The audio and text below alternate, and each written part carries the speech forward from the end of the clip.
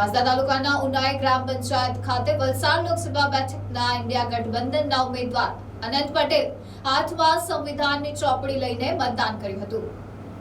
વલસાડ લોકસભા બેઠકના ઇન્ડિયા ગઠબંધનના કોંગ્રેસના ઉમેદવાર અને આદિવાસી નેતા અનંત પટેલે આજ રોજ નવસારી જિલ્લાના વાંસદા તાલુકાના ઉનાઈ ગામે ગ્રામ પંચાયત ખાતે મતદાન કર્યું હતું। મતદાન કરતા પહેલા અનંત પટેલે તેમના પિતાજીના આશીર્વાદ લીધા હતા અને ત્યારબાદ સુપ્રસિદ્ધ ઉનાઈ માતાજીના દર્શન કર્યા હતા। બાદમાં તેમણે હાથમાં સંવિધાનની ચોપડી સાથે રાખી મતદાન કર્યું હતું। ત્યારે કેટલાક સાંસદો 400+ બેઠકો મેળવી સંવિધાન બદલવાની વાતો કરે છે, ત્યારે અમે સંવિધાનને બચાવીશું એમ કહીને યુવાઓને વધુમાં વધુ મતદાન કરવાની હાકલ કરી હતી અને પોતાની જીતનો પણ આશાવાદ તેમણે વ્યક્ત કર્યો હતો। લોકસભા 2024 નો આજે મતદાનનો દિવસ છે, ત્યારે અમે તમામ મતદાતાઓને અપીલ કરીએ છીએ કે સંવિધાન બચાવવાની અમારી લડાઈમાં તમે મતરૂપી આશીર્વાદ આપો અને અનંત પટેલને ભવ્ય મતોથી વિજય બનાવો।